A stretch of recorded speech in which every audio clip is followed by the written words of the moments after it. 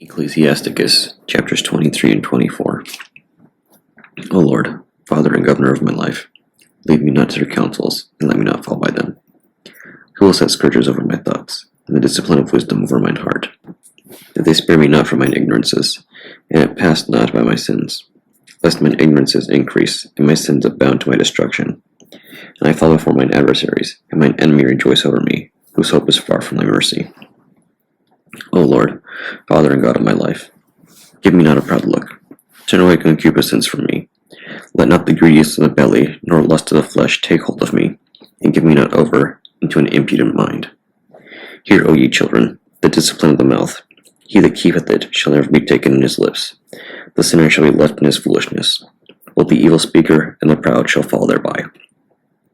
Accustom not thy mouth to swearing, neither use thyself to the naming of the Holy One. For as a servant that is continually beaten shall not be without a blue mark, so he that sweareth and nameth God continually shall not be faultless. A man that useth much swearing shall be filled with iniquity, and a plague shall never depart from his house. If he shall offend, his sin shall be upon him, and if he acknowledge not his sin, he maketh a double offense. And if he swear in vain, he shall not be innocent, but his house shall be full of calamities. There is a word that is closed about with death. God grant that it be not found in the heritage of Jacob. For all such things shall be far from the godly, and they shall not wallow in their sins. Use not thy mouth to interpret swearing, for therein is the word of sin. Remember thy father and thy mother, when thou sittest among great men. Be not forgetful before them, so thou by thy custom become a fool, and wish that thou hadst not been born, and curse the day of thy nativity. The man that is accustomed to opprobrious words will never be reformed all the days of his life. Two sorts of men multiply sin, and the third will bring wrath. A hot mind is as a burning fire, and will never be quenched till it be consumed. A fornicator in the body of his flesh will never cease till he hath kindled a fire. All bread is sweet to a whoremonger, he will not leave off till he die. A man that breaketh wedlock, saying thus in his heart, Who seeth me? I am compassed about with darkness, the walls cover me, and no body seeth me. What need I to fear? The Most High will not remember my sins. Such a man only feareth the eyes of men, and knoweth not that the eyes of the Lord are 10,000 times brighter than the sun, beholding all the ways of men, and considering the most secret parts. He knew all things ere ever they were created. So also after they were perfected, he looked upon them all. This man shall be punished in the streets of the city, and where he suspecteth not, he shall be taken. Thus it shall go with the wife that leaveth her husband, and bringeth in an heir by another. For first she hath disobeyed the law of the Most High, and secondly, she hath trespassed against her own husband. And thirdly, she hath played the whore in adultery, and brought children by another man. She shall be brought out into the congregation, and inquisition shall be made of her children. Her children shall not take root, and her branches shall bring forth no fruit. She shall leave her memory to be cursed, and her reproach shall not be blotted out. And they that remain shall know that there is nothing better than the fear of the Lord, that there is nothing sweeter than to take heed unto the commandments of the Lord. Wisdom shall praise herself, and shall glory in the midst of her people. In the congregation of the Most High shall she open her mouth, in triumph before his power. I came out of the mouth of the Most High, and covered the earth as a cloud. I dwelt in high places, and my throne is in a cloudy pillar. I alone compassed the circuit of heaven, and walked in the bottom of the deep, in the ways of the sea, and in all the earth, and every people and nation I got a possession.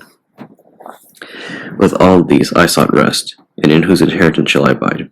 So the Creator of all things gave me a commandment, and he that made me caused my tabernacle to rest, and said, Let thy dwelling be in Jacob, and thine inheritance in Israel. He created me from the beginning before the world, and I shall never fail. In the holy tabernacle I stood before him, and so was I established in Sion. Likewise the beloved city he gave me rest, and Jerusalem was my power. And I took root in an honorable people, even in the portion of the Lord's inheritance. I was exalted like a cedar in Libanus, and as a cypress tree upon the mountains of Hermon. I was exalted like a palm tree on the seashore, and as a rose plant in Jericho, as a fair olive tree in the plain, and grew up as a plane tree.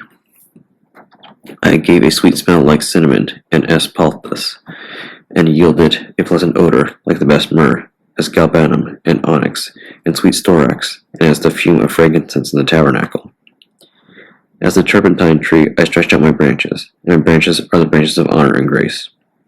As the vine brought I forth pleasant savor, and my flowers are the fruit of honor and riches. Come unto me, all ye that be desirous of me, and fill yourselves with my fruits. For my memorial is sweeter than honey, and mine inheritance than honeycomb. They that eat me shall yet be hungry, and they that drink me shall yet be thirsty. He that obeyeth me shall never be confounded, and they that work by me shall not do amiss. All these things are the book of the covenant of the Most High God, even the law which Moses commanded for heritage unto the congregations of Jacob. He filleth all things with his wisdom, as Pison and as Tigris in the time of new fruits. He maketh the understanding to abound like Euphrates, and as Jordan in the time of the harvest. He maketh the doctrine of knowledge appear as the light, and as Gion in the time of vintage. The first man knew her not perfectly, no more shall the last find her out. For her thoughts are more than the sea, and her counsels profounder than the great deep. I also came out as a brook from a river, and as a conduit into a garden. I said, I will water my best garden, and will water abundantly my garden bed. And lo, my brook became a river, and my river became a sea. I will yet make doctrine to shine as the morning, and will send forth her light afar off. I will yet pour out doctrine as prophecy, and leave it to all ages forever. Behold, that I have not labored for myself only, but for all them that seek wisdom. The second epistle of St. Paul the Apostle to the Corinthians, chapter 12. It is not expedient for me, doubtless, to glory. I will come to visions and revelations of the Lord. I knew a man in Christ above 14 years ago. Whether in the body, I cannot tell. Whether out of the body, I cannot tell. God knoweth. Such a one caught up to the third heaven. And I knew such a man, whether in the body or out of the body, I cannot tell. God knoweth. How that he was caught up into paradise, and heard unspeakable words, which is not lawful for a man to utter. Of such a one will I glory, yet of myself I will not glory, but in my infirmities. For though I would desire to glory, I shall not be a fool, for I will say you the truth. But now I forbear, lest any man should think of me above that which he seeth me to be, or that he heareth of me.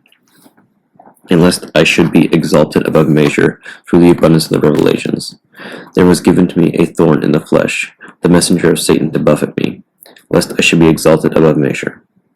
For this thing I besought the Lord thrice, that it might depart from me. And he said unto me, My grace is sufficient for thee, for my strength is made perfect in weakness. Most glad, therefore, will I rather glory in my infirmities, that the power of Christ may rest upon me.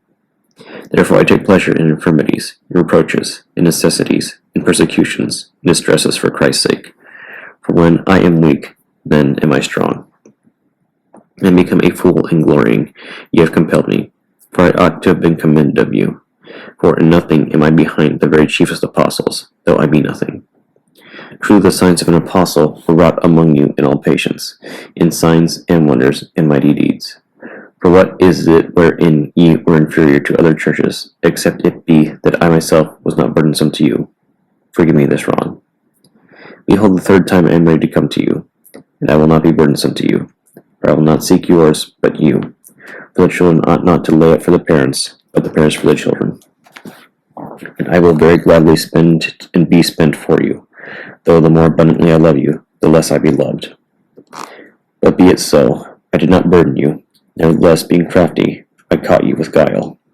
Did I make a gain of you by any of them whom I sent unto you? I desired Titus, and with him I sent a brother. Did Titus make a gain of you? Walked we not in the same spirit? Walked we not in the same steps? Again, think ye that we excuse ourselves unto you? We speak before God in Christ, but we do all things, dearly beloved, for your edifying. For I fear lest, when I come, I shall not find you such as I would, and that I shall be found unto you such as ye would not, lest there be debates, envyings, wraths, strifes, backbitings, whisperings, swellings, tumults, and lest, when I come again, my God will humble me among you, and that I shall bewail many which have sinned already, and have not repented of the uncleanness and fornication and lasciviousness which they have committed.